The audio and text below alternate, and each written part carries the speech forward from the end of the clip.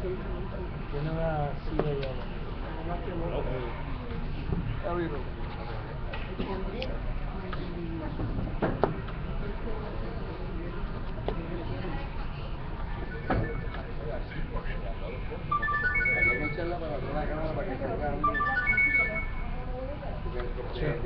No me pena de Vaya que fácil, mira.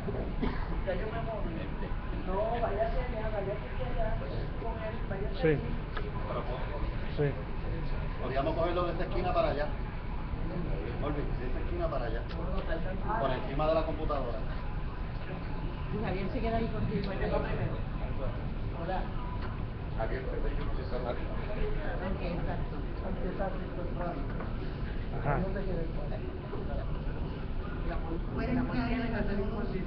No, no me han llamado. A nombre del capítulo cubano de la Red de Redes en Defensa de la Humanidad, Estoy ahora en esto. Si me llaman, yo te llamo. hoy, como anunciamos, vamos a presentar iniciativas digitales en la humanidad que recoge el diálogo social, comandante en jefe de comunicaciones, el pasado en español e inglés, del libro Nuestro deber es luchar, que recoge el diálogo que sostuvo el comandante en jefe Fidel Castro el pasado 10 de febrero, con más de un centenar de intelectuales y activistas de la solidaridad con Cuba, asistentes a la Feria del Libro de La Habana. Agradecemos profundamente la hospitalidad de la Casa. Esta computadora no la puede virar para acá, ya que ustedes tienen eso. Que ha facilitado todas las condiciones para poder realizar esta actividad. Como se ha venido informando, sobre todo a través de Esta computadora la podemos verla nosotros, ya que tienen esa. Creo que es la que está operando. No, está operando esta, ¿no? Luchadores sociales y amigos de la solidaridad está bien. vinculados a nuestra red.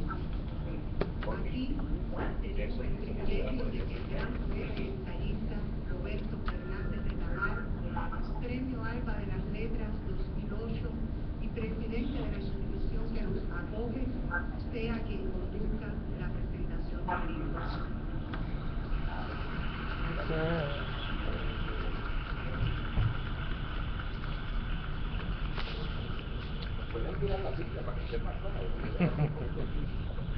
No, porque después Jordi no hace foto mirando la vida.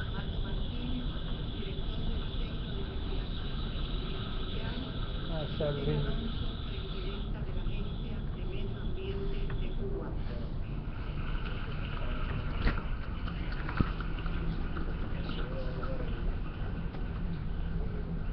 En la sala nos acompañan familiares de nuestros 5 héroes.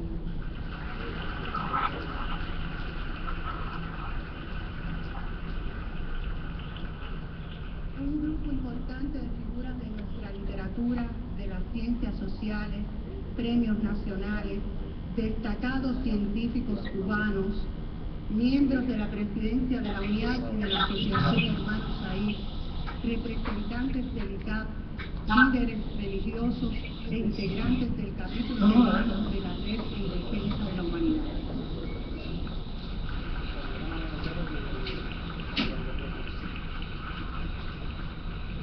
También se encuentran una representación de las editoriales José Martí, Arte y Literatura, que junto a la empresa de traducción e interpretación del Consejo de Estado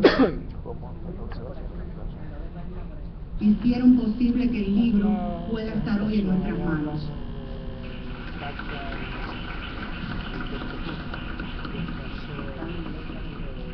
Creo oportuno destacar que este trascendental libro, revisado y ampliado por los participantes en el encuentro del 10 de febrero con el comandante, estará próximamente disponible también en portugués, francés e italiano y se presentará en otras ciudades del mundo en acciones organizadas por la Red en Defensa de la Humanidad previas a la realización de la cumbre Río + 20.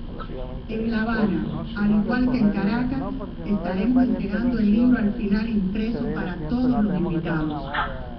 Según nos informan hace un rato los compañeros que trabajan en el tema de las redes sociales, desde horas tempranas de la mañana se está desarrollando un gran movimiento en las redes sociales siguiendo la presentación del libro en las diferentes ciudades, fundamentalmente a través de Twitter.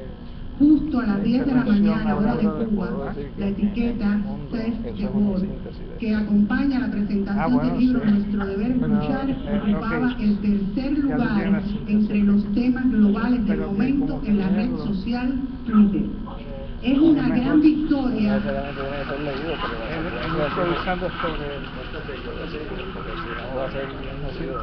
que demuestra la fuerza creciente de las ideas progresistas en Internet y su utilización como un instrumento revolucionario.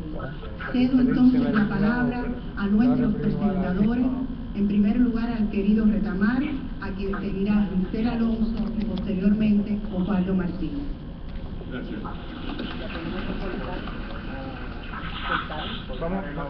Compañera y compañeros, como ha explicado Ana María, se va a presentar este libro simultáneamente, si sea posible incluso a la misma hora, en distintas ciudades del mundo. En Caracas, el bautizo del libro correrá a cargo de un panel integrado por el escritor venezolano Luis Brito García, Premio Alba de las Letras 2010, Farruco Sesto, Ministro de Estado para la Construcción Urbana de Caracas, Carmen Bohórquez, historiadora venezolana, Miguel Barnet, presidente de la Unión de Escritores y Artistas de Cuba, Zuleika Romay, presidenta del Instituto Cubano del Libro. En Washington, el encuentro tendrá lugar a esta hora en la sede de la Oficina de Intereses de Cuba en los Estados Unidos.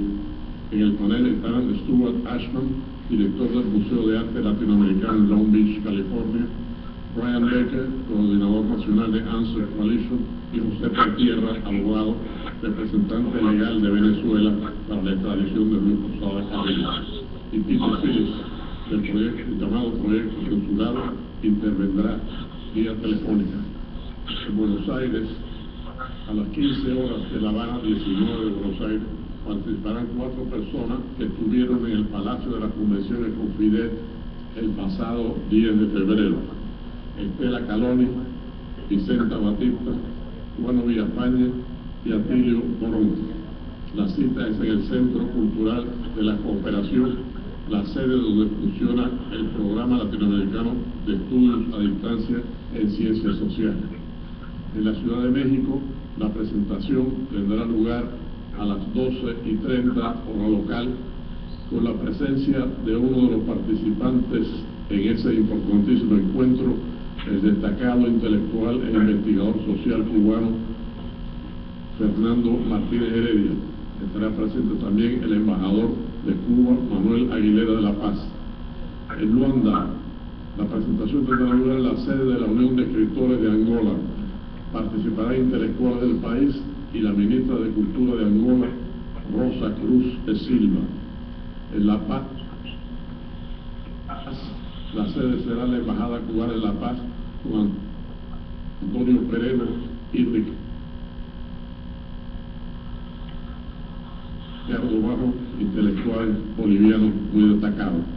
En San Juan, lugar la presentación en la sede de la Unión de Trabajadores de la Industria Eléctrica y Riego, con la participación de Alejandro Rivera, José Rivera, Nelson del Castillo y otros invitados, entre ellas el micrófono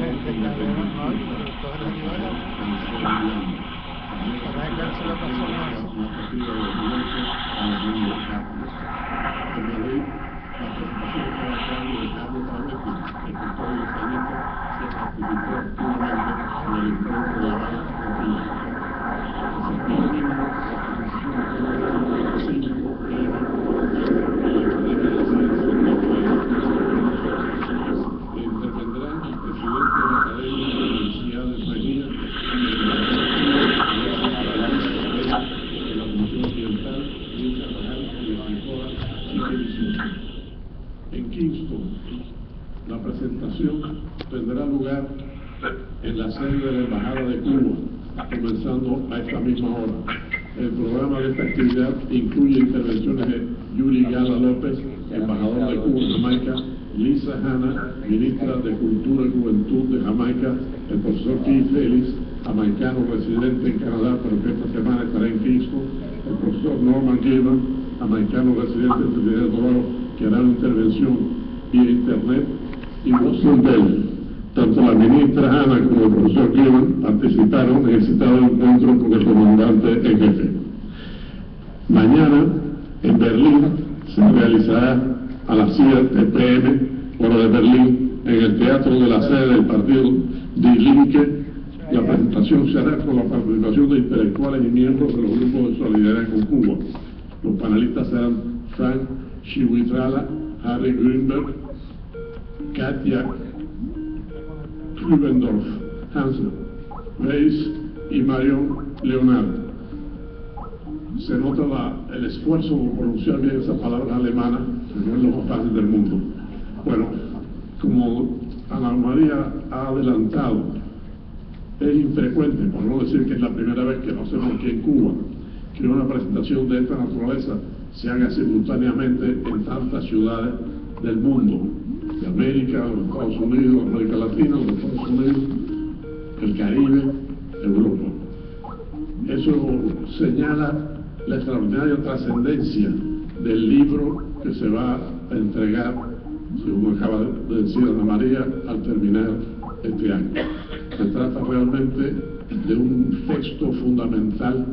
Lo que tuvimos el privilegio de estar esa día y tarde y casi noche con Fidel, sabemos que se expresaron criterios sumamente importantes y Fidel hizo observaciones muy agudas y pertinentes, demostrando una vez más lo extraordinariamente informado que se encuentra y lo agudo de su pensamiento. Ahora doy la palabra a la compañera Gisela Alonso y después al compañero Osvaldo Martínez. Muchas gracias.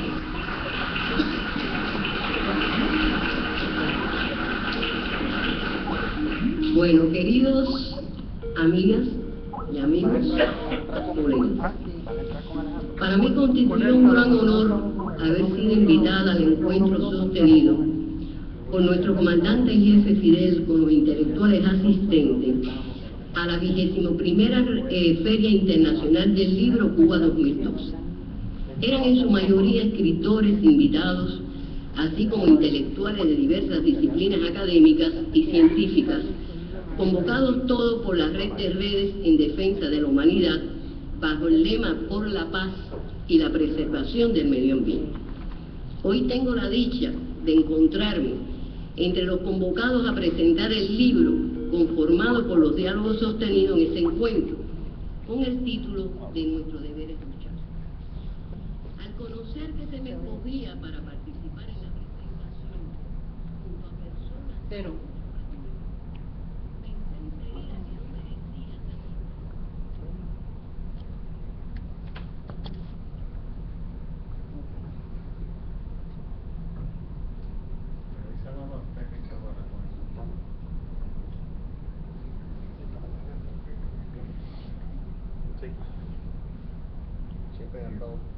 Buenas tardes a todas las personas presentes. Nos encontramos en el salón de conferencias de la Unión de Trabajadores de la Industria Eléctrica y Riego en el sector de Santurce, en San Juan, capital de Puerto Rico. En la tarde de hoy, cuando se conmemoran 120 años de la creación del periódico Patria por José Martí, y que simultáneamente se hace un esfuerzo extraordinario para presentar al mundo el libro Nuestro deber es luchar, que recoge la participación del comandante en jefe Fidel Castro Ruz en un conversatorio sostenido el pasado 10 de febrero en la ciudad de La Habana, junto a un considerable número de intelectuales de Latinoamérica y otras partes del mundo, donde fundamentalmente se llama la atención a la humanidad de los graves peligros que nos acechan producto principalmente de la voracidad del neoliberalismo que en todas partes del mundo pretende, por los intereses de unos pocos, condenar a la humanidad a su erradicación del planeta. La importancia, como le he señalado, de la ocasión nos lleva a que transmitamos desde los intereses de los que representan los verdaderos valores de lo que es la raza humana, que podamos comentar la trascendencia de ese libro del comandante en jefe Fidel Castro y que podamos expresarle a aquellos que día a día, a través de la lucha de la clase trabajadora y de las personas conscientes en nuestro planeta, nuestras inquietudes al respecto.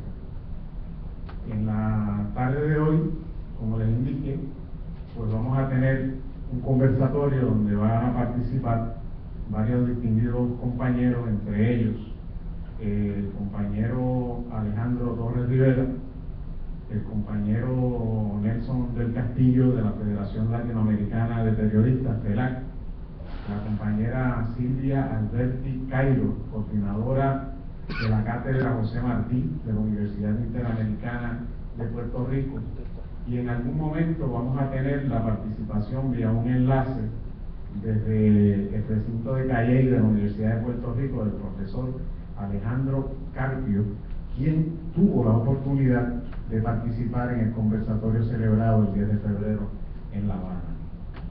Sin más preámbulo, queremos pedirle al compañero Ángel Figueroa Jaramillo, presidente de la Unión de Trabajadores de la Industria Eléctrica y Riego, quien tan gentilmente nos ha cedido su sede para esta actividad, que le dé la bienvenida a este acto.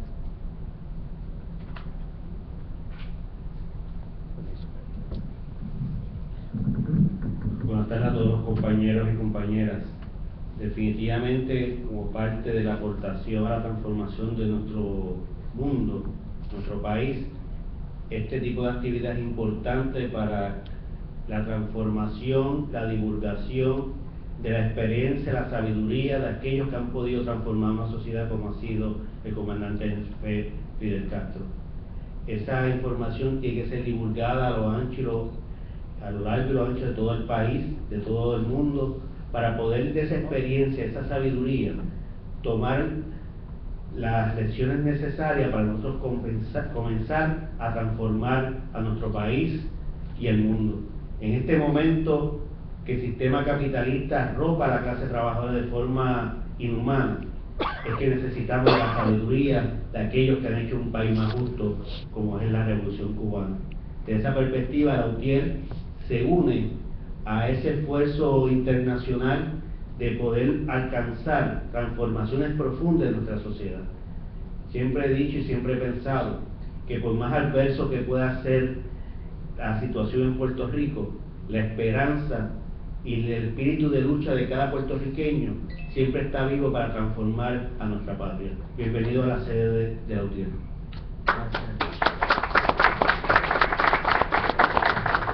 Junto a nosotros se encuentra también la compañera Milagros Rivera, que preside el Comité de Solidaridad de Cuba en Puerto Rico. Quisiéramos pedirle a la compañera que nos dé un mensaje.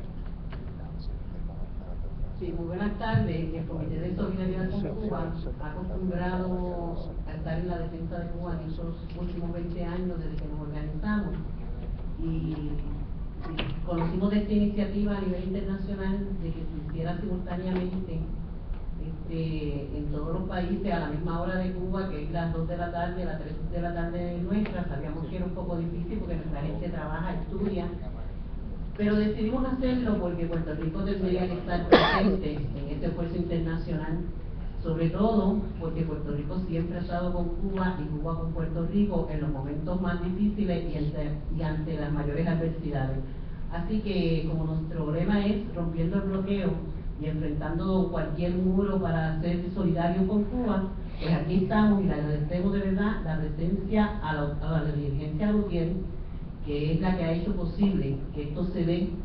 Ya nosotros lo hemos reafirmado constantemente, que sin el apoyo de los trabajadores de la UTIER, de la dirigencia de la UTIER, esto no hubiera sido posible hacerlo tan rápido.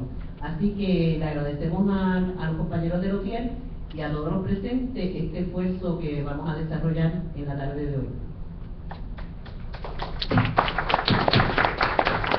De continuar, queremos reconocer la presencia en la sala de nuestro héroe nacional, compañero Rafael Cancel Miranda, y su querida esposa, la señora María.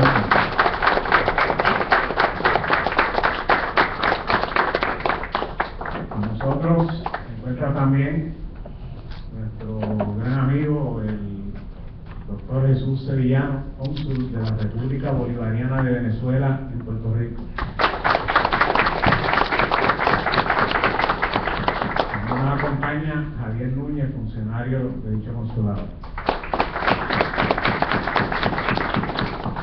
Con nosotros también el compañero abogado Rafael Anglada, quien es uno de los compañeros que con eso de sus hombros la representación legal de los 5 héroes cubanos injustamente encarcelados en los Estados Unidos. Se encuentra también con nosotros el compañero Guillermo de la Paz, del Partido Comunista de Puerto Rico, los compañeros Jordi Asensio y Carmelo Ruiz, del Frente Socialista de Puerto Rico, el compañero Juan Camacho, del Frente Tobajeño en Acción en contra del gasoducto, el compañero Edward Ufán, presidente de la Federación Puertorriqueña de Trabajadores, los compañeros periodistas Perla Franco, del periódico Claridad, el compañero Manuel Otero, de la Vallarta Rojo, del órgano de comunicación del Partido Comunista de Puerto Rico. Vamos entonces a pasar a los actos de la tarde y le vamos a pedir al compañero Nelson del Castillo que nos haga unas expresiones en torno a lo que es patria, su significado en el día de hoy, y posteriormente le vamos a pasar la palabra a la compañera Silvia Alberti Cairo, que es la coordinadora de la Cátedra José Martínez de la Universidad Interamericana de Puerto Rico, que nos va a hacer una breve disertación sobre el tema. Saludo a los compañeros y compañeras presentes. A nombre de la Federación Latinoamericana de Periodistas, sus 80.000 miembros en el hemisferio, y nuestro compañero presidente Juan Carlos Camaño, para nosotros es un verdadero honor encontrarnos participando en este importante acto en que se reconoce el diálogo sostenido por el comandante en jefe de la Revolución Cubana, Fidel Castro, con 69 intelectuales en Cuba, a propósito de la realización de la Feria Internacional del Libro. Hoy el día es significativo para el periodismo continental por el hecho de que se conmemoran los 120 años de la fundación del periódico Patria por parte del apóstol cubano José Martí. Patria es símbolo del periodismo soñado por todo periodista, porque un periodismo comprometido con el bienestar colectivo de las grandes mayorías, un periodismo cuya verticalidad se puso a toda prueba y ejemplificó lo que debe aspirar todo trabajador de la prensa en el mundo, hacer un periodismo por el bienestar de las grandes mayorías y además, en este sentido, contribuir a la transformación política y social del pueblo. Martí, con su visión extraordinaria, siempre pensó que el periodismo, a través de Patria, había que hacerlo para alcanzar la liberación de Cuba y de Puerto Rico, y Fidel encarnó en su lucha ese ideario martiano. De ahí que el título mismo del libro que hoy va a estar hablando el compañero Alejandro Torres Rivera, nuestro deber es luchar, sintetiza el pensamiento martiano a través de toda la historia del periodismo y de los pueblos de América por alcanzar su reivindicación social en la construcción de una patria grande, una patria soberana, como todavía no hemos alcanzado, pero hacia la que nos encaminamos de una forma irreductible. Así que gracias por la oportunidad de participar y a la misma vez dejamos entonces al compañero Alejandro, tal como había la compañera Silvia, con la palabra. Buenas tardes a todos los participantes. En la tarde de hoy vamos a hacer referencia a la presencia de Puerto Rico en el periódico Patria de José Martí. En los meses posteriores de 1891, junto a los artesanos y tabaqueros de Tampa, está decidida la formación del Partido Revolucionario Cubano, y este paso de vanguardia debe estar acompañado por la fundación de un periódico que sirva como vocero de propaganda a los ideales de los patriotas. En varios lugares de Nueva York se reúnen emigrados cubanos y puertorriqueños para preparar la salida de este periódico, que se imprimirá y distribuirá gracias al tiempo que estos hombres roban a su descanso. El número inicial sale a la luz el 14 de marzo de 1892. Contaba con 4 planas divididas en 4 columnas. Se desconoce el número de ejemplares que se imprimió. La primera columna incluye las bases del Partido Revolucionario Cubano, que fueron reproducidas en entregas sucesivas. La primera de estas bases dice: el Partido Revolucionario Cubano se constituye para lograr con los esfuerzos unidos de todos los hombres de buena voluntad la independencia absoluta de la isla de Cuba y fomentar y auxiliar la de Puerto Rico. En el artículo de fondo o editorial Nuestras Ideas se expresa: nace este periódico por la voluntad y con los recursos de los cubanos y puertorriqueños independientes de Nueva York para contribuir sin premura y sin descanso a la organización de los hombres libres de Cuba y Puerto Rico en acuerdo con las condiciones y necesidades actuales de las islas y su constitución republicana venidera, para mantener la amistad entrañable que une y debe unir a las agrupaciones independientes entre sí y a los hombres buenos y útiles de todas las procedencias que persistan en el sacrificio de la emancipación o se inicien sinceramente en él. Así, Puerto Rico estuvo presente en las páginas de Patria a lo largo de su publicación desde 1892 hasta 1898. Siguiendo los resultados de la investigación acometida por Edgardo Meléndez, quien organizó temáticamente los artículos sobre Puerto Rico o los escritos de puertorriqueños, obtenemos la siguiente clasificación: el desarrollo del discurso independentista y el llamado a desarrollar la conciencia nacional puertorriqueña, la historia del independentismo puertorriqueño, los artículos de Martí sobre Puerto Rico y los puertorriqueños, la exaltación de los héroes puertorriqueños destacándose la figura de Betances, la defensa del legado martiano por los puertorriqueños y noticias sobre la situación política en Puerto Rico. Meléndez argumenta su clasificación. Exponemos algunos de sus argumentos. Expliquemos que el discurso independentista que aparece en Patria es uno de los primeros intentos sistemáticos y concretos en desarrollar los contornos generales de ese discurso, definido por la crítica al régimen colonial español, al autonomismo y al anexionismo. En la exposición de la validez de la independencia en términos políticos, económicos y morales, y en el recuento de la historia del movimiento libertador, en particular en la gesta insurreccional del Ares, expuesto en los escritos de Sotero Figueroa, Antonio Vélez Alvarado y Francisco Gonzalo Marín. Un elemento importantísimo en el intento de fomentar una conciencia nacional fue la comprensión de la necesidad de elaborar una conciencia histórica.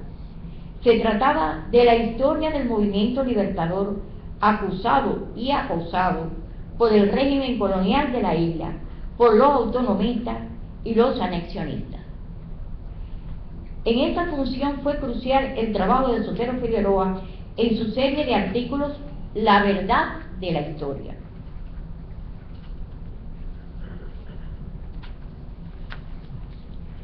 Rescatar la obra de los patriotas puertorriqueños era indispensable para desarrollar esa conciencia nacional que requería el movimiento independentista a finales del siglo XIX. En esta tarea fue de suma importancia la publicación de escritos de Figueroa, Vélez Alvarado, Marín, Terreforte y hasta el propio Martí. Ningún patriota fue exaltado más que Betances, figura cimera del patriotismo puertorriqueño. Como era su costumbre, toda comunicación de Betances acababa con el llamado: unión indisoluble entre cubanos y puertorriqueños, y el triunfo es nuestro. Clama el puertorriqueño: viva Cuba, y el cubano: viva Borinquen, y ambos a la vez: vivan las Antillas, y una patria os espera gloriosa por vuestros hechos, libre y feliz en la independencia. Para Martí, la causa de Puerto Rico fue parte indispensable de su proyecto liberador antillano. Los escritos de Martí en Patria oscilan desde lo políticamente estratégico, los eventos históricos, las figuras patrióticas, a lo cotidiano, a realzar la obra diaria de los puertorriqueños comprometidos en la lucha. En el tercer año del Partido Revolucionario Cubano, Martí expuso cómo concebía en la independencia de Cuba y Puerto Rico el mecanismo para mantener el balance político de las Américas y contener el expansionismo estadounidense. Otro artículo clave es Vengo a darte patria, Puerto Rico y Cuba, en el cual explica sus ideas de lo que debe ser el patriotismo y la concepción de la futura república. En su escrito Las Antillas y Valdoriotti de Castro, Martí usó la celebración de un homenaje al ilustre puertorriqueño en la República Dominicana para exponer su concepción de las Antillas y como una sola casa grande. Esta unión simbolizaba la reacción de su proyecto antillano. Y cito Martí: de hombres reales y originales necesita la América, envenenada ya con tanto injerto.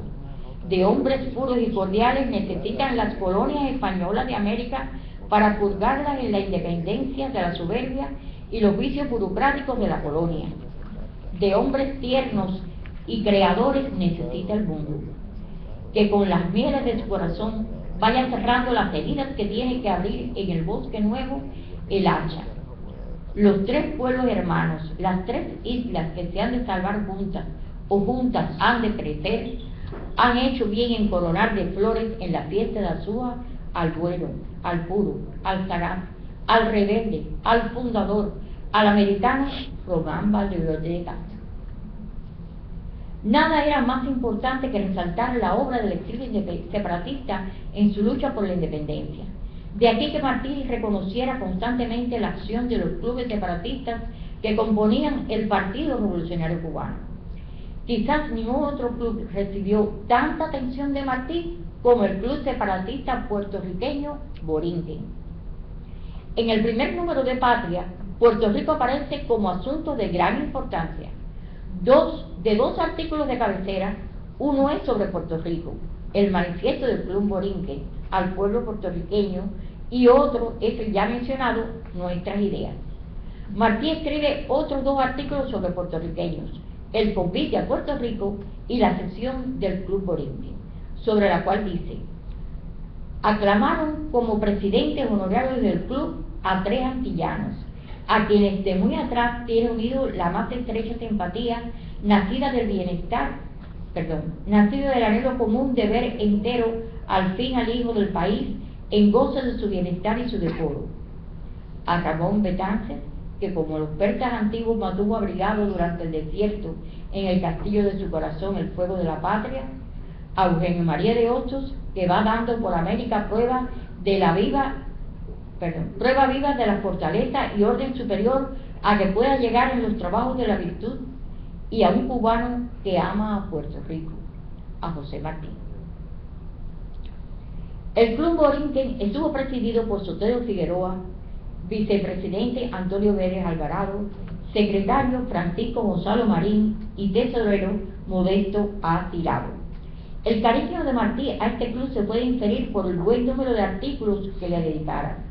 El otro club cubano puertorriqueño fue Las Dos Antillas, entre cuyos dirigentes se encontraban Rosendo Rodríguez y Arturo Schomburg, que se convirtiera en una de las figuras más prominentes del movimiento afroamericano de Estados Unidos. Fue uno de los clubes de mayor extracción obrera en Nueva York y fue halagado por Martí en sus artículos Banquete Patrio del Club Las Dos Antillas y En Pobreza y Patria. De cubanas y puertorriqueñas se componía el primer club femenino del partido, Mercedes Varona, presidido por la puertorriqueña Inocencia Martínez de Figueroa, compañera de Sotero Figueroa. Sotero Figueroa fue la figura puertorriqueña más destacada en Patria. En Ponce había fungido como editor, periodista y tipógrafo. Además, publicó obras de teatro y una colección biográfica de destacados puertorriqueños. Su relación con Martí parece haber aflorado como producto de encuentros en actividades literarias y políticas. Las primeras cartas de Martí a Figueroa se remontan a 1890. En 1880 Figueroa pertenecía al club separatista cubano Los Independientes, al cual pertenecía también Martí. Una vez fundado Patria, fue editor y administrador por mucho tiempo. El periódico se imprimió en la imprenta de su propiedad. Fue secretario del Consejo de Cuerpo del Partido en Nueva York, organización que coordinaba las acciones de los clubes del Partido Revolucionario Cubano.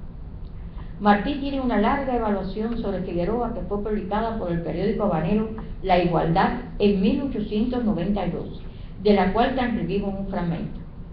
Sotero Figueroa es uno de los hijos más meritorios, de los caracteres más probados y de los escritores más enérgicos y conocidos de Puerto Rico. Tuvo un maestro que no se puede recordar sin ternura, el maestro Rafael. En 1895, desde el momento en que Patria anuncia la muerte de Martí, fue Figueroa uno de los escritores que con más ahínco se dedicó a exaltar la obra y pensamiento de quien había sido su maestro. En el número del 25 de junio de 1895, el artículo de primera plana en honor a Martí está escrito por Figueroa y titulado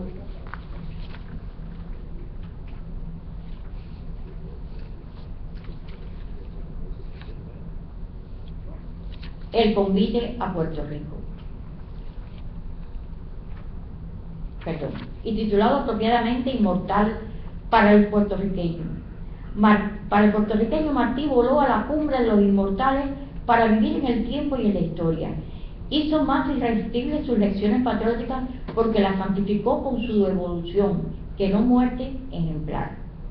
Pasa a un plano personal, Sotero Figueroa, para exponer lo que significó la muerte del cubano para sus seguidores. Para nosotros, los fieles de siempre, los que participamos de sus inquietudes y esperanzas, y sufrimos con él en su calle de amargura, Martí no ha muerto. Vive con vida inefable y lo tenemos más presente que nunca en nuestro hogar modesto. Es un amigo excepcional que está ausente de nosotros, pero llena con la inmensidad de su nombre, con los rasgos de su benevolencia, con los esplendores de su pluma, todo el ámbito que ocupamos, todo nuestro pensamiento. De él son y a él van estas vehemencias de afectos que subordinan la cabeza al corazón, estas notas íntimas que no son trazadas para los lectores indiferentes, sino para los amigos y predilectos que admiraban al agitador, seguían al propagandista y secundaban al maestro. En el mismo número de recordación en que Figueroa publica su artículo, el veterano del Lares de Reporte, bajo el título Nuestro Hermano, expresa su consternación y dolor por la partida del patriota cubano diciendo: antillanos, lloremos a José Martí. En esa misma nota, el Club Borinquen recalca el carácter latinoamericano de la persona y obra de Martí. Puerto Rico está de luto. ha muerto el puertorriqueño Martí. Venezuela llora la pérdida de su hijo predilecto. Acaba de bajar a la tumba el venezolano Martí. La Argentina está inconsolable por el prematuro fallecimiento de un vástago de su familia, el argentino Martí. En una palabra, la América entera está de duelo, porque Martí no solamente dedicó toda su vida a la redención de su patria, sino que la puso también al servicio de todos los pueblos americanos. Un día como hoy, hace 120 años, fueron publicadas en Patria estas hermosas palabras bajo el título del convite a Puerto Rico. Unas son en el porvenir, como han sido unas en el pasado, el alma de Lares y el alma de Yara. Unos son hoy en la preparación, como fueron ayer en la cárcel y el destierro, los cubanos y los puertorriqueños. Unos han de ser en la acción para acelerar con el esfuerzo doble la libertad común. Una es la idea cubana y la del manifiesto hábil y necesario, donde el Club Borinquen descubre al país las razones por qué ha de confiar en aquellos patricios incompletos en quienes el amor a su pueblo cede ante la seguridad personal que al honor del sacrificio. Patria ha de contar en su número próximo la historia continua de la idea independiente en la isla de Puerto Rico, y ha de llevar crónica viva, en lo que sea visible, del desarrollo del plan de emancipación entre los hombres libres de la isla de Gautier y de Valdoriotti, y de Betances y Corchado. Hoy publica, con la estrechez del primer número, el manifiesto del Club Puertorriqueño, el primer club revolucionario de Puerto Rico, a la isla que oirá con provecho y simpatía las juiciosas revelaciones y el viril convite de un documento donde la habilidad envidiable iguala a la majestad de la forma. La verdad llega más pronto a donde va cuando se la dice bellamente. Y no se ha de encoger ni de reservar la verdad útil. Muchas gracias a todos los participantes por escuchar estas palabras en tan significativa fecha. Ha sido un honor acometer esta tarea que no habría sido posible sin los recursos bibliográficos con que cuenta la cátedra, en especial el magnífico libro de Carlos Meléndez. Unos libros llevan a otros. Muchas gracias. Gracias a la compañera Silvia. Lamentablemente tenemos que excusar la participación que estaba programada del profesor Alejandro Carpio. Él estuvo disponible, pero lamentablemente tenía otro compromiso. Nos acaba de informar que tuvo que marcharse. Hacemos constar su disponibilidad para la participación y esperamos que en una futura ocasión podamos contar con las experiencias que él vivió en ese conversatorio que se celebró el pasado 10 de febrero en La Habana y donde estuvieron sentados durante 9 horas hablando. Así que en el futuro buscaremos la manera de contar, de poder tener directamente de Alejandro su experiencia al respecto. Pero aquí tenemos otro Alejandro, compañero Alejandro Torres Rivera, que nos va a hacer una síntesis del libro Nuestro Deber es Luchar. Con ustedes, compañero Alejandro Torres Rivera. Primero que todo, buenas tardes a todas las compañeras y los compañeros presentes. Realmente agradezco mucho la lectura que acaba de hacer la compañera sobre la presencia de Puerto Rico en el periódico Patria y las citas que sobre Martí trae en la discusión. Y creo que la idea de Martí siempre nos proporciona un trampolín o un punto de encuentro o un puente entre unas ideas y otras, y tengo una cita aquí en este papelito que la estuve examinando hoy antes de salir hacia acá, de un texto de Martí en Escenas Mexicanas que él escribe en el año 75, donde dice que toda idea justa lleva en sí mismo su realización. Y nada más importante que la idea que tomó forma en la construcción de este texto que se está presentando hoy en La Habana, Cuba, que nos obliga a nosotros a hacer la realización de su presentación aquí como un compromiso y responsabilidad asumida frente al pueblo cubano, y las ideas que expone el libro. Y la razón de ser del mismo es precisamente la justicia de lo que ahí se discute. Nos proponemos comentar algunas de las intervenciones hechas en el encuentro de intelectuales efectuado el día 10 de febrero en La Habana, Cuba, y cuya transcripción revisada de las intervenciones he tenido la oportunidad de examinar. Las referencias, solo algunas de ellas, obedecen no a la falta de importancia de otras, sino a un proceso de selección unilateral, donde por consideraciones de espacio no se pueden abordar todos en una presentación, por lo menos dentro del tiempo que tenemos. Es importante sí destacar la participación de 69 intelectuales internacionales provenientes de 21 países, en adición a 48 científicos, académicos, escritores e intelectuales de Cuba. Nos dice una de las participantes, la compañera Zuleika Romain, y que por la introducción que hiciera compañero Retamar está participando en el panel que se lleva a cabo desde Caracas, y que fuera quien hiciera la presentación del mensaje inicial que da base a la discusión, que como indicara Fidel Castro en un evento anterior desarrollado años atrás, cito: la mayor contradicción en nuestra época es la capacidad de la especie para autodestruirse y su incapacidad para autogobernarse. Ignacio Ramonet destaca en el análisis que hoy día la información, utilizando el concepto de lo que es la mercancía en Marx, que hoy día la información es una mercancía donde la mayoría de nosotros somos los consumidores, donde la diferencia que encontramos con relación a otras mercancías es que nosotros tenemos la percepción de que no pagamos por ella. Pensamos, dice, que el comercio de la información consiste en vender información a la gente. Sin embargo, la realidad es muy distinta. El comercio de la información no consiste en vender información a la gente, sino vender la gente a los anunciantes.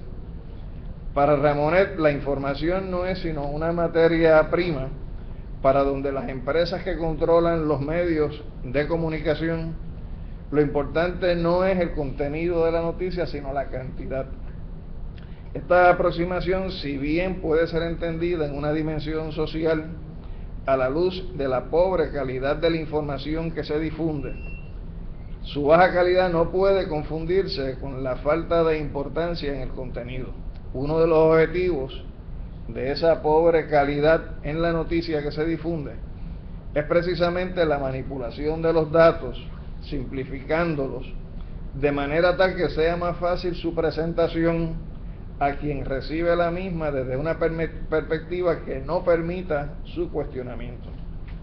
A juicio nuestro tiene razón Ramonet cuando indica que el poder mediático en la globalización se puede concebir como el gemelo del poder financiero, en tanto en cuanto su función social es legitimar el mismo y domesticar las sociedades. Es atinada en la discusión que él desarrolla en este evento la comparación que él hace entre el papel que se asume por parte de la Iglesia Católica durante el proceso de conquista, donde todas las barbaridades que se producen en aras de la cristianización no es otra cosa que justificar la violencia y la destrucción que acompaña ese proceso de conquista, como sería hoy el papel que juegan los medios de comunicación al tratar de legitimarnos, digamos, dentro de la crisis griega, el por qué debemos estar apoyando una inyección monetaria de la Unión Europea para salvar a Grecia de la ruina, cuando lo que se ha pasado no es sino a someter la soberanía de este país a los intereses financieros de Alemania y Francia.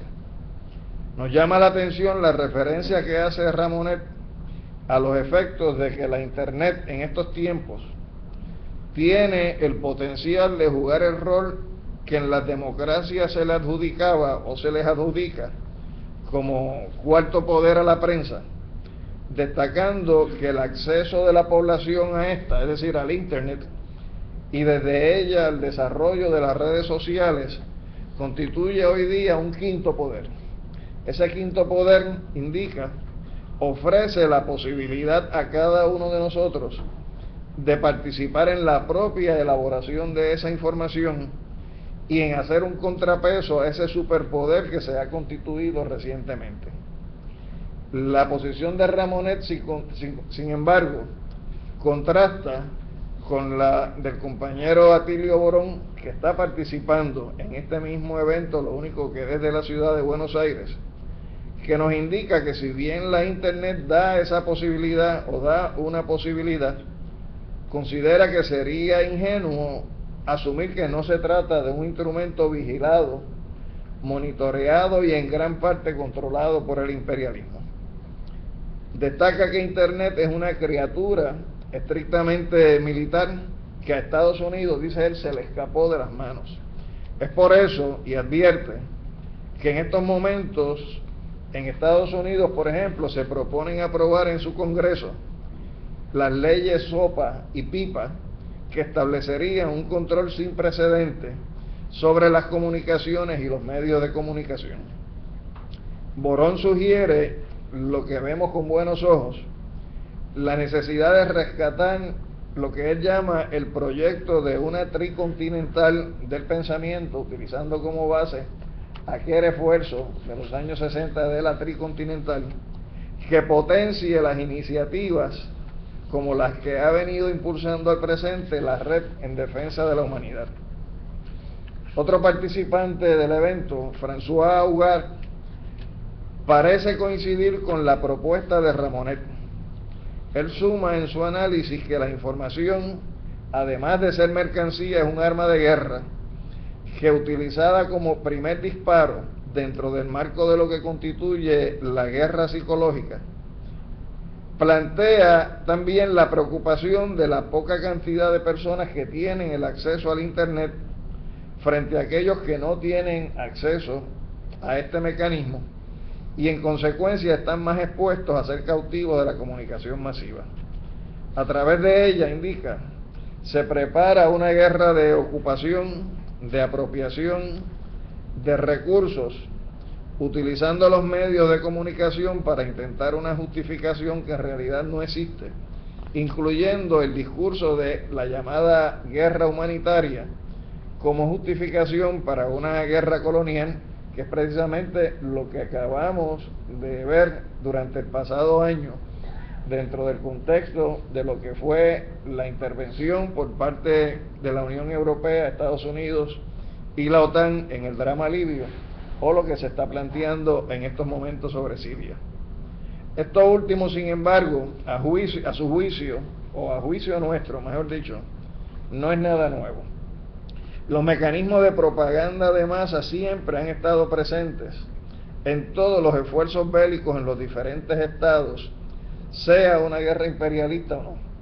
No obstante, coincidimos con la apreciación de Ugart en que es necesario, y citamos de él, enfrentar la realidad de que la información es parte ya del diseño de la guerra y de la contrainsurgencia.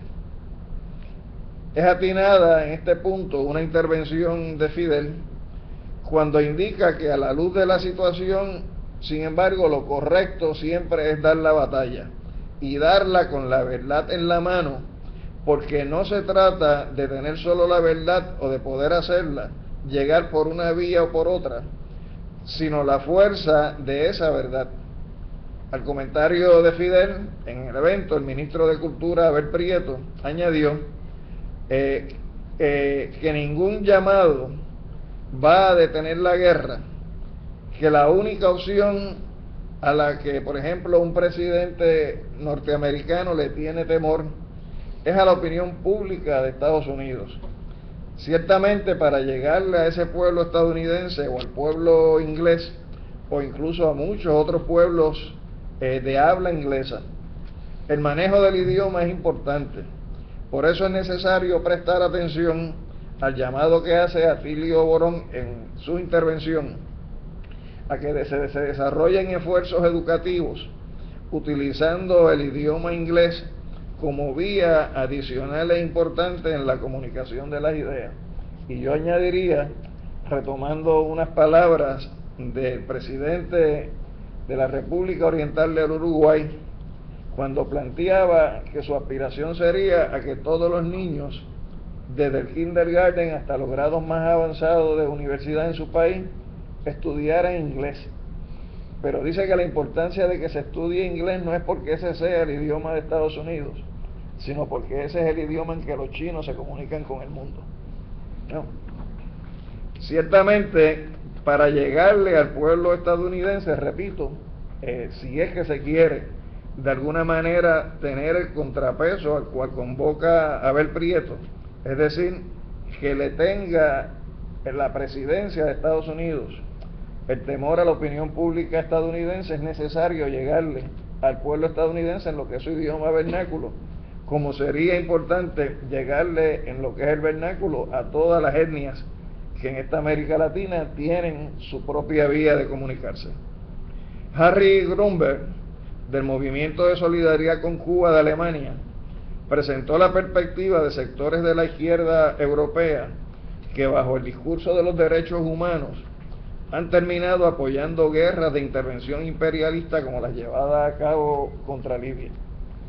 Y yo recuerdo que al comienzo, cuando se aprueba aquellas primeras 2 resoluciones por parte de la ONU y del Consejo de Seguridad en el contexto de Libia, hubo voces dentro de lo que es la izquierda tradicional puertorriqueña que conocemos, que levantaron sus preocupaciones desde el punto de vista de lo que es el concepto del derecho humanitario, cuando la prensa, los medios, lo que abarrotaban era todas las cadenas diciendo de las matanzas que se estaban haciendo contra civiles y violaciones de derechos humanos, cuando un año después estamos viendo que mucha de esa campaña mediática eran creaciones, de la misma manera que nos planteaba aquella película Walk the Dog, donde se inventaban aquella supuesta invasión de los albaneses desde la frontera norte de Estados Unidos, es decir, Canadá contra Estados Unidos, para que un presidente pudiera justificar una guerra y en esa guerra aumentar la popularidad en su campaña, es decir, una creación mediática. Pues parte de esa creación mediática se da en el escenario de Libia, aunque como bien señala Fidel a lo largo de las discusiones que se desarrollan en este encuentro, se puntualizan, se identifican los errores cometidos por Muammar Gaddafi al confiar en Occidente y apartarse en alguna medida de algunos principios previos que sostuvo el proyecto inicial en Libia.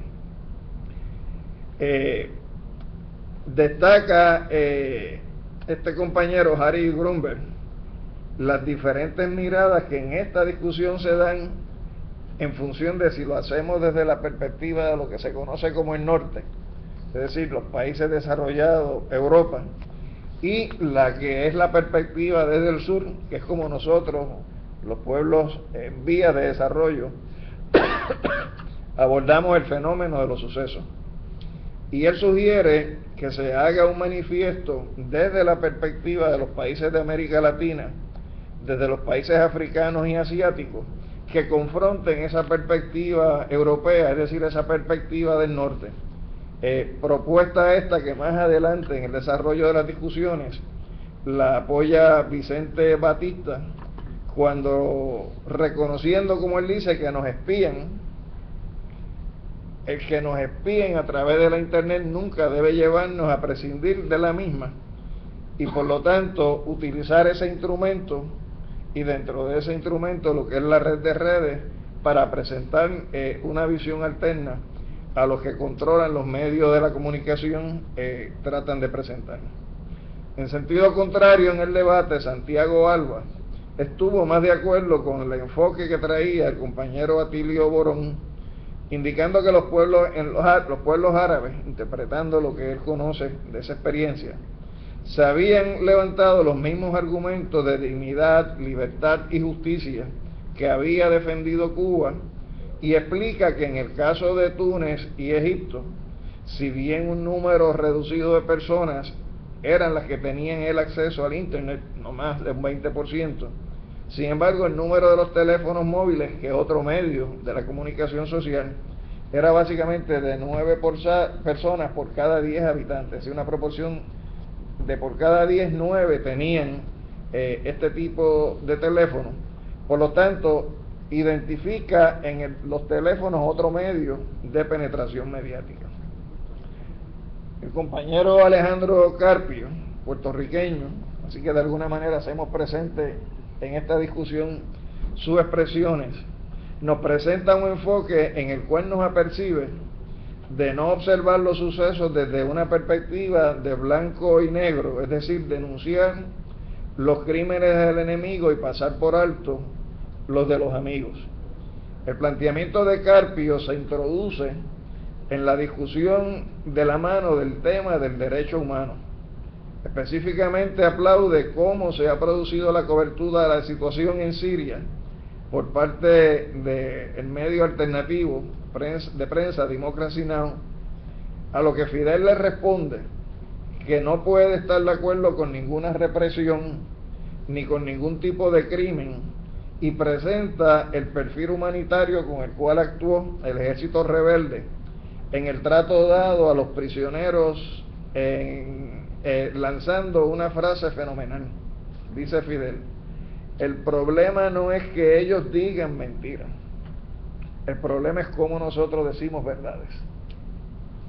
Para Carlos Frabetti, lo fundamental es desarrollar una revolución pedagógica dirigida a colocar a los jóvenes y citar en un nuevo pensamiento científico y racionalismo, lo que para él significa en nuestros días tratar de equiparar al debate que formulaba Marx sobre lo que era el socialismo científico sobre el socialismo utópico.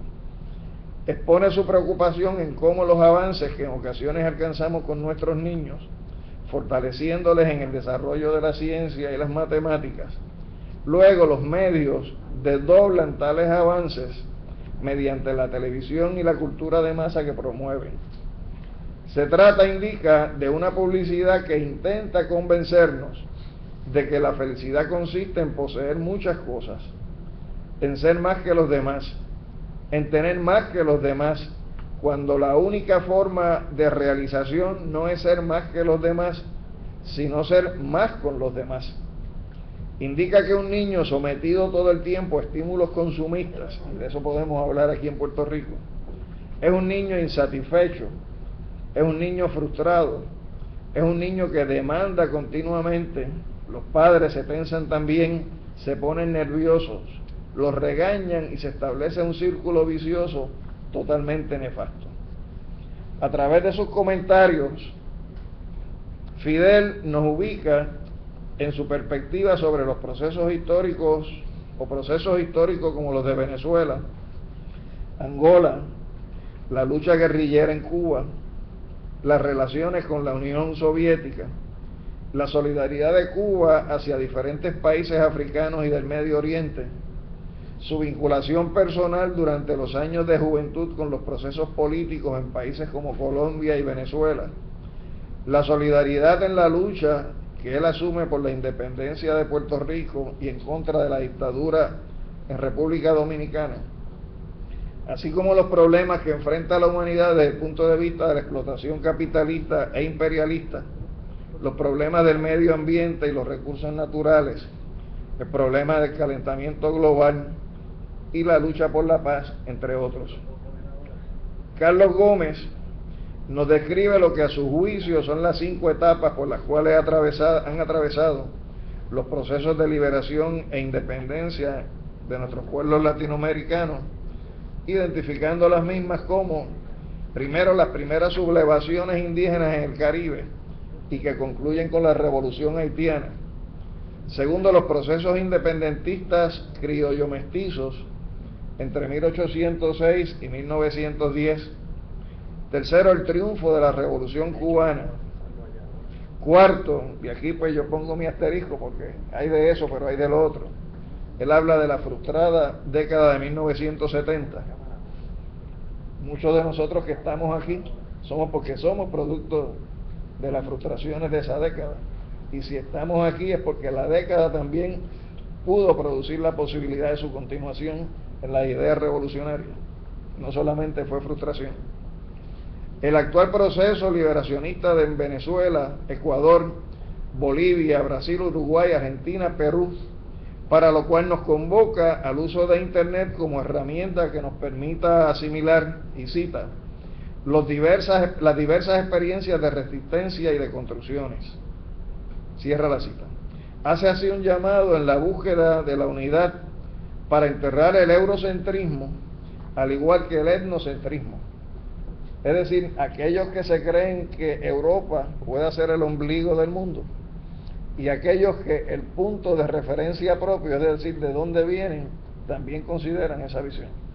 De lo que se trata es de romper ambas visiones, la etnocéntrica y la eurocéntrica. Rosa M. Cruz e Silva, que estará participando en este panel también desde Luanda, nos mencionó la experiencia angolana, donde a su juicio se ensayó, después de Egipto, un movimiento para procurar la salida de su presidente. Allí, a diferencia de Egipto, nos dice ella, el gobierno, consciente de que detrás del mismo se encontraban las potencias occidentales, optó por dar instrucciones a la policía de no actuar contra ellos, teniendo como resultado convertir tal movimiento en uno inconsecuente.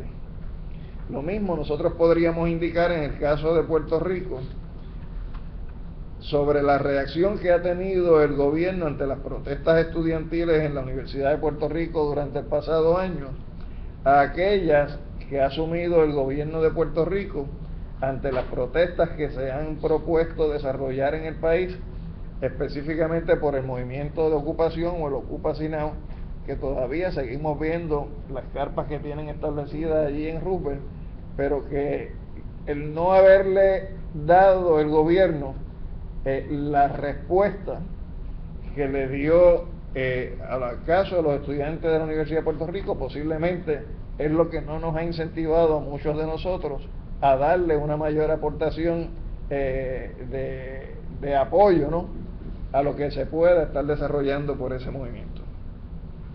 El intercambio desarrollado entre estos intelectuales en Cuba, en este evento, derrota, y para mí quizás este es el resumen de las lecciones más importantes, derrota cualquier premisa que pretende establecer el carácter hermético de las discusiones en este hermano país, o la falta de apertura de Cuba a la consideración de visiones diferentes. Demuestra también cómo el apoyo a Cuba se ofrece desde visiones distintas, no necesariamente compatibles con todos los puntos de vista sostenidos por la propia Revolución Cubana, sino también entre aquellos que expresan su más resuelto apoyo y solidaridad con esta. Las preguntas de Fidel, en ningún momento impositivas o basadas en aproximaciones dogmáticas, es decir, con total apertura a aprender y aportar en la discusión, reflejan un grado de madurez que los enemigos de la Revolución Cubana, y quizás para muchos amigos resulten incomprensibles. En un plano relajado pero enjundioso, Fidel no repara en utilizar experiencias para educar, preguntar datos y precisiones sobre determinados hechos, procesos o sucesos, para así estimular la búsqueda de información entre los asistentes o trazar una línea de investigación necesaria en el análisis. La discusión y difusión internacional de este intercambio de información constituye un punto de referencia al lector del libro, para así en actividades como esta, de la cual participamos, ampliar el círculo de discusión sostenido en este encuentro, permitiendo la diversidad de opiniones, sin alejarnos del propósito común de defender la soberanía de nuestros pueblos, mantener una denuncia permanente a las políticas imperiales de nuestros tiempos, promover con las reservas necesarias los nuevos métodos de comunicación acercando el conocimiento a mayores personas. Y finalmente, como bien nos convoca el título, recordarnos que en todo revolucionario la primera y más importante tarea ha sido, es y seguirá siendo asumir la lucha como nuestro más sagrado deber. Gracias.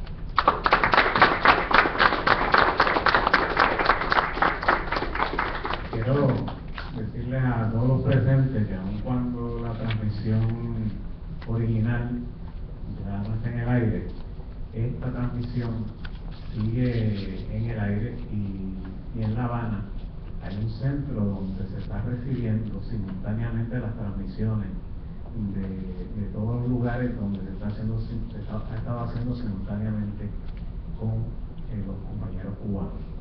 Nos mandaron una nota de que se ve excelente. Vamos antes de terminar la actividad, quisiéramos pedirle al compañero Rafael Cancel Miranda que nos dé una impresión de la actividad. Lo mismo le vamos a pedir también al compañero Jesús Sevillano, y nos gustaría, para terminar, que el compañero Rafi Anglada nos dé su opinión también.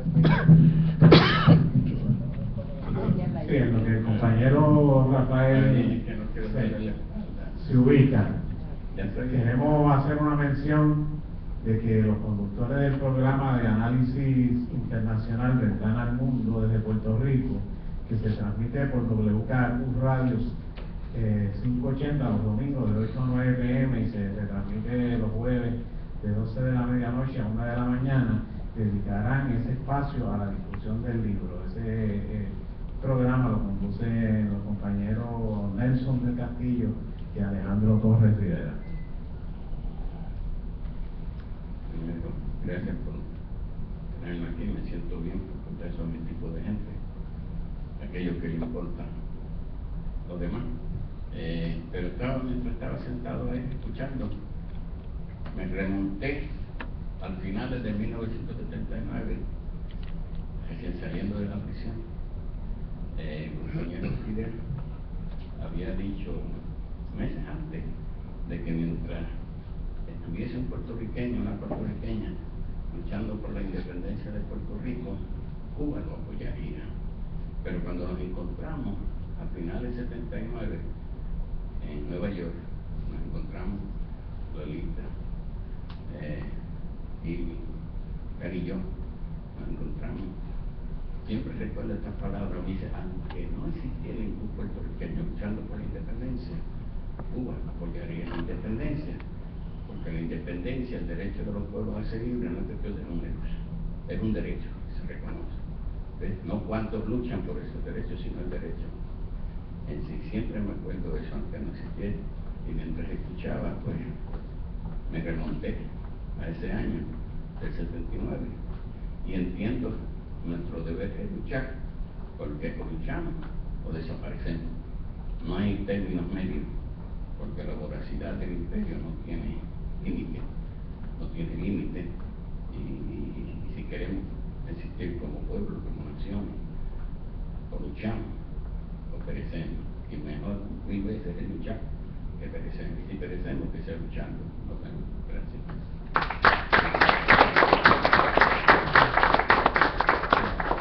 Jesús, el micrófono es suyo.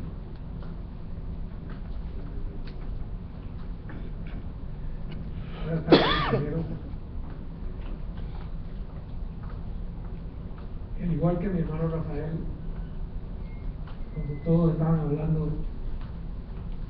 la mente se me iba a cuando yo era un muchacho.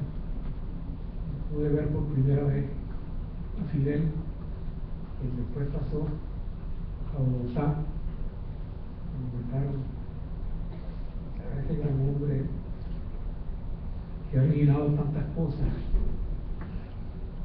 y que todo está desembocando pues ya un Fidel mayor con una experiencia extraordinaria, donde nos dice sobre esa necesidad que todos tenemos de luchar. La maravilla que yo considero, y a lo mejor ustedes pueden pensar que soy muy optimista, es que no es lo mismo lo que pensaba Fidel y la situación que existía cuando estuvo en Bogotá, cuando estaban americanos, que lo que tenemos ahora. Por supuesto, todos los imperios tratan por encima de todo de seguirnos gobernando. Cada vez nos aprietan más, cada vez uno de ellos dice una cosa y el otro dice otra, como para este puesto viejo de policía vuelve de policía más. Pero ahora nosotros también estamos preparados. Ahora prácticamente es imposible que nos venzan. Por eso es que, como dice el compañero Fidel, es necesario luchar. Muchas gracias. Había señalado que el compañero Anglada cerrara la actividad, pero quisiera que algún otro compañero quisiera hacer alguna expresión antes de que pongamos fin a la actividad, por favor. Siéntase en la libertad de levantarse y expresarse. Compañero Camacho.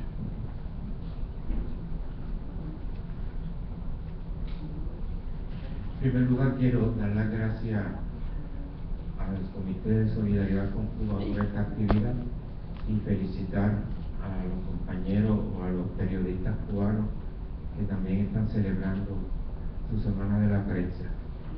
Me gustó mucho la presentación, siempre me gusta la presentación de Martí y la historia del periódico Patria, que cumple hoy 120 años. Y me voy a interesar y voy a motivar a las personas que se interesen a estudiar más la vida de los puertorriqueños que estuvieron con Martí en esa lucha que a veces no se habla mucho. Pachín Marín, Alvarado, Antonio Vélez Alvarado, Inocencia Martínez, que fue la esposa, una de las primeras mujeres feministas, y la esposa de Sotero Figueroa, Modesto Tirado, que después de la guerra fue alcalde de una ciudad de Manzanillo en Cuba, y hasta el boticario Peraza, estaban en un lugar que le llamaban el Consulado de Puerto Rico, porque allí llegaban casi todos los puertorriqueños con ideas progresistas que llegaban a Nueva York. Y es importante que Sotero Figueroa fuera a mano derecha de José Martí, y que José Martí dijera que la pluma editorial de Patria era Sotero Figueroa Hernández, y que la primera impresión de Patria, el 14 de marzo, fue en los talleres de la imprenta de Antonio Vélez Alvarado, y que luego de 2 años, por cuestiones económicas y administrativas, no se pudo imprimir más Patria, se imprimió en la imprenta La América de Sotero Figueroa. Quiere decir que la contribución de los puertorriqueños a ese periódico y a esa lucha vamos a tener que estudiarla más porque es muy significativa.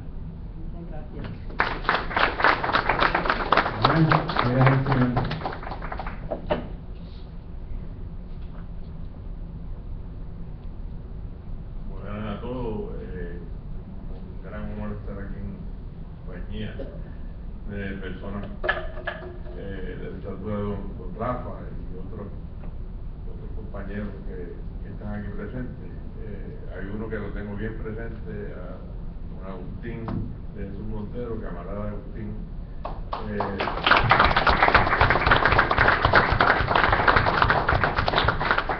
Luchador incansable, a quien le aplica como al pie de la letra el lema de nuestro deber es luchar.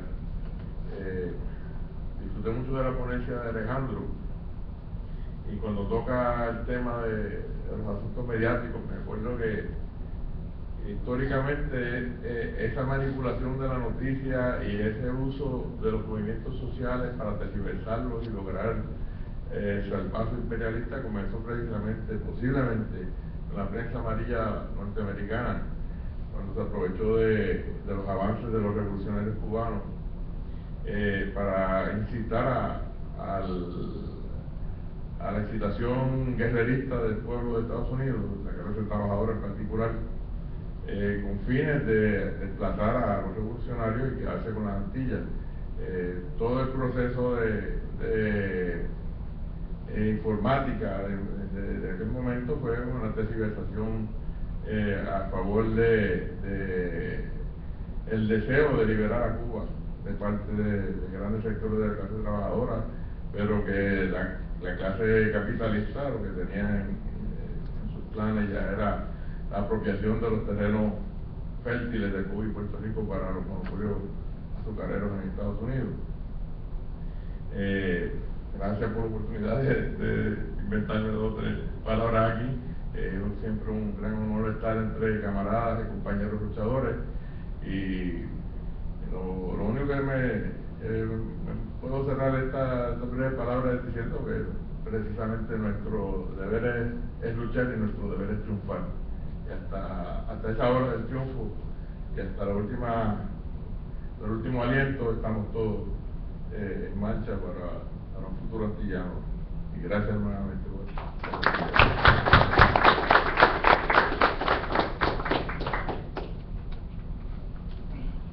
Compañero Rafael Anglada. Sí, buenas tardes por la invitación. Me uno a todos los saludos, a todos los protocolos, a Rafael, al cónsul, a todos ustedes, Milagro, mi condolencia. Quiero aprovechar estos minutos para dedicarle estas palabras a otro compañero del equipo legal, Roberto González, un abogado cubano, hermano de René González, hermano de uno de los 5 héroes cubanos, que hoy se encuentra peleando por su vida en un hospital en La Habana. Es paciente de cáncer, tiene varios tumores, y con él tuve el honor de trabajar por espacio de 12 años y medio. Es una persona excepcional, y estuvimos juntos hasta la liberación parcial de su hermano René, cuando salió encarcelado de la cárcel federal de Mariana en el norte de la Florida. En estos momentos hay una campaña internacional muy fuerte para que el gobierno de los Estados Unidos, el Tribunal Federal de los Estados Unidos, permita que René, que está todavía en libertad supervisada en territorio de los Estados Unidos, pueda viajar a La Habana a visitar a su único hermano de padre y madre. Roberto, a quien Roberto le ha dedicado 13 años de su vida a la libertad no solamente de su hermano, sino de sus 5 hermanos. René salió excarcelado el 7 de octubre, está cumpliendo un término de libertad supervisada porque técnicamente es nacido en los Estados Unidos, es ciudadano dual de Estados Unidos y de Cuba.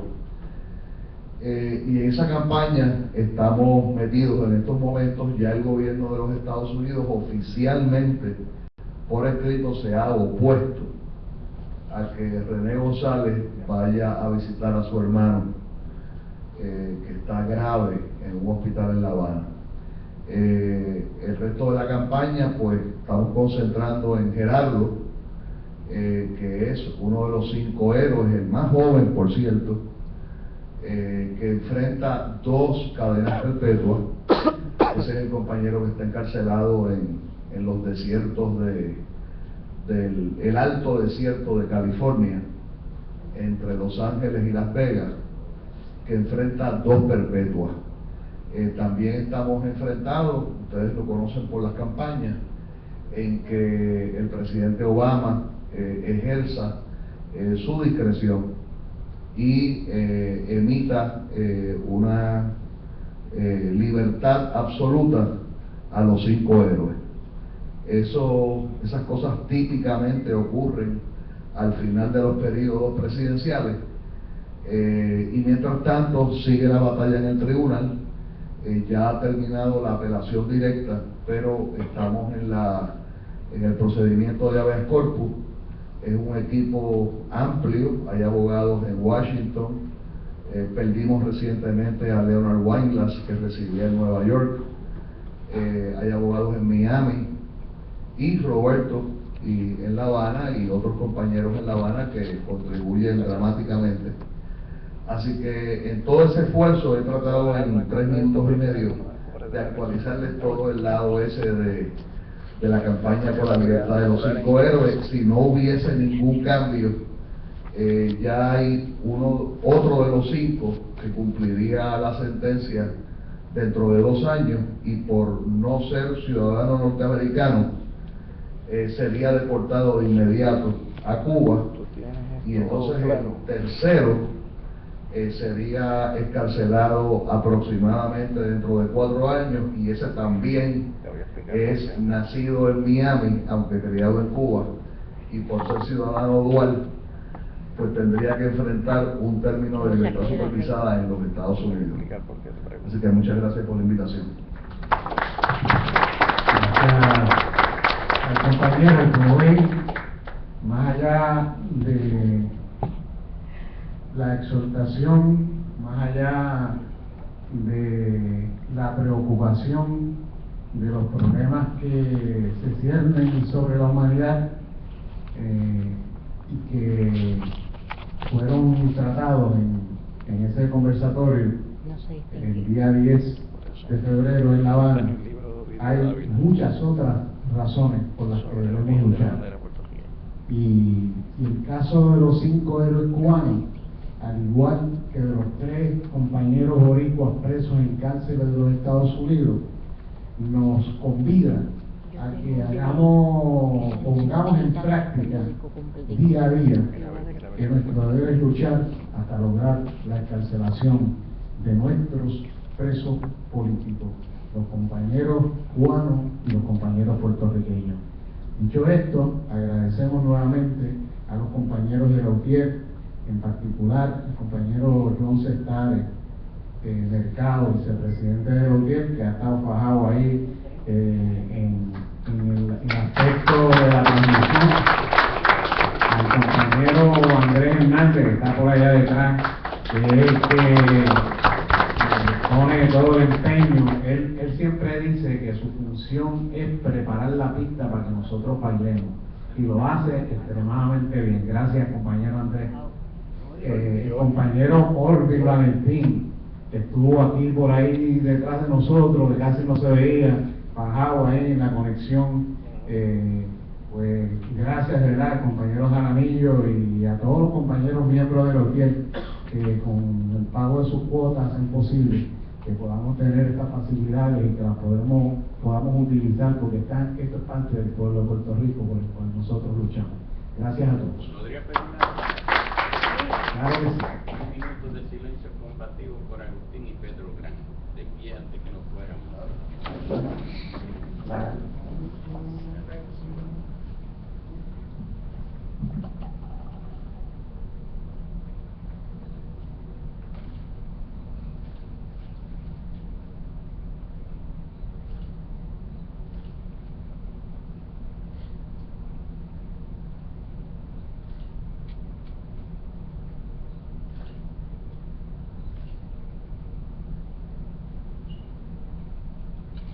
Milagro nos dice cuándo. Sí, lo voy a decir, un aplauso eterno.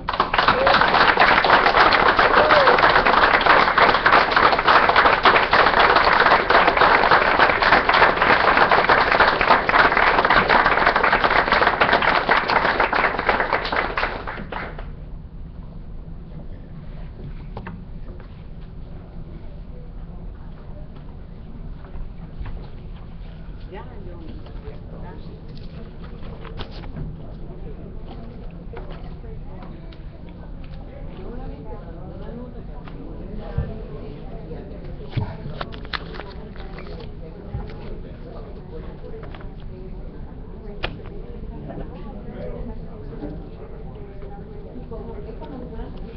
¿Cuánto tiempo? Cuida mucho. Gracias, gracias. Te espero en la cátedra. Espero tener tu firma en mi registro. Gracias. Encantado. Gracias, gracias.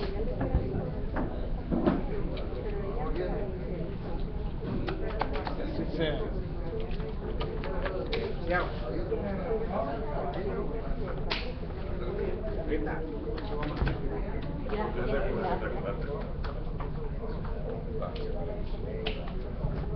Gracias.